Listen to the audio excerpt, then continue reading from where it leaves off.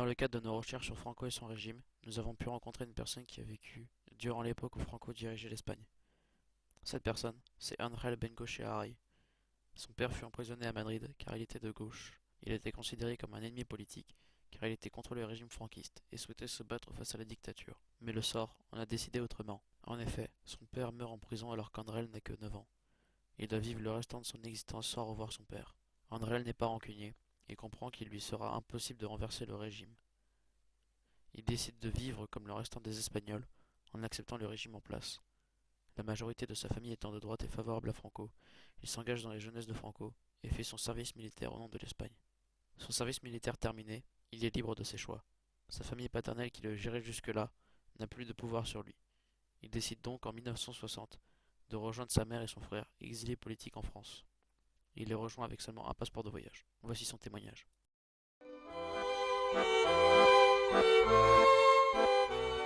Bah, alors, ça a été plusieurs, mais bon, bah, au départ, on était à Madrid, et ensuite, après, j'étais juge des tuteurs, parce que tutelaire des mineurs, parce que vous savez, en Espagne, Franco, quand il a reconquis l'Espagne, tous les gamins qui étaient en dehors, qu'il n'y avait pas le père parce qu'ils ont été tués aux prisons, tout ça, il les recueillait dans les pensions et les orphelinats. Entre autres, moi, c'était une pension, oui.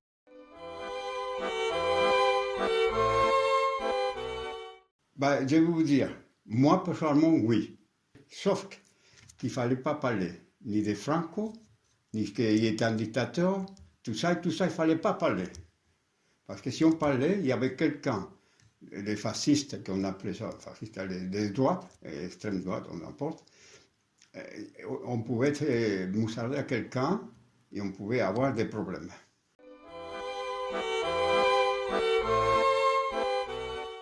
Parce que ma mère était là, réfugiée politique, et mon frère aussi, ma famille était là. Donc je ne pouvais pas partir d'Espagne à cause de que ma famille de Bengochea, ils ne voulaient pas me laisser partir. Sauf que quand je fais le service militaire, j'étais libre. Donc je fais un passeport de touriste. Je suis venu ici à rejoindre ma mère et mon frère.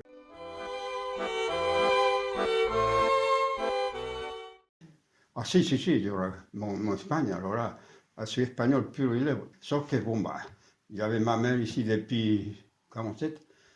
Mais non, sans ça, je ne serais pas venu. J'avais un bon travail là-bas et ma famille de droite.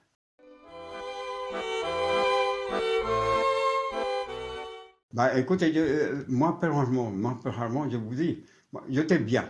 L'Espagne, pour moi, c'était bien.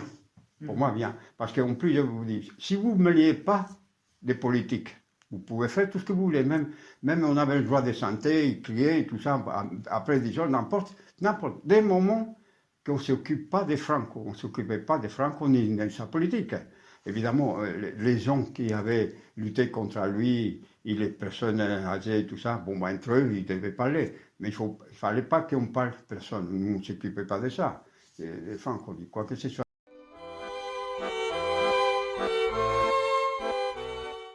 Alors, Franco, c'est un dictateur, il n'y a pas de problème. Hein.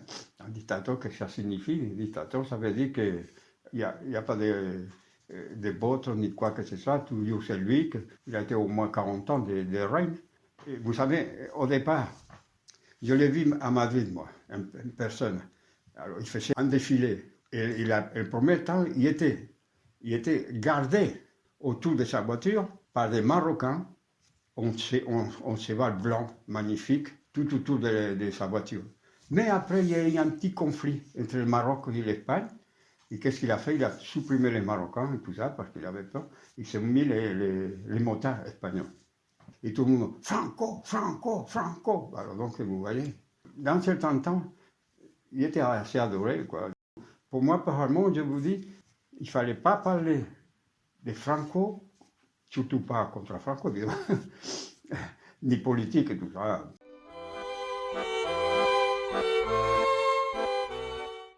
Ah, bah, c'était négatif quand même, en dictature, c'est quand même négatif. Mais moi, je vous dis, moi, apparemment, je ne l'ai pas subi. Bon, bah, mon père, oui, mon père et tous les autres, oui. tu sais que j'étais de gauche, hein, comme mon père qui était de gauche, et ils sont suivis. Il y a eu beaucoup qui ont été fusillés, d'autres qui sont en prison, tout ça. Non, c'est vraiment négatif la dictature. Tu n'as pas le droit de parler de quoi que ce soit. À part ça, on pouvait s'amuser en tout, hein, c'est vrai. Mais bon, on était libre dans ce sens-là. Moi, je ne voyais pas le problème de ne pas parler de Franco, m'en fous, moi. C'était toujours les mêmes, ça ne changeait pas. C'était toujours Franco à la tête.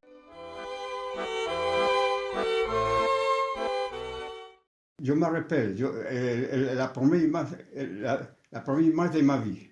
Il y avait 2 ans et demi, aussitôt on était à Madrid, parce qu'il a été amené, mon père, à Madrid, aussitôt en prison à Madrid. Et là, je me souviens, 2 ans et demi, j'avais la jupe de ma mère, que je l'avais dans ma main, et derrière les barreaux, il était mon père.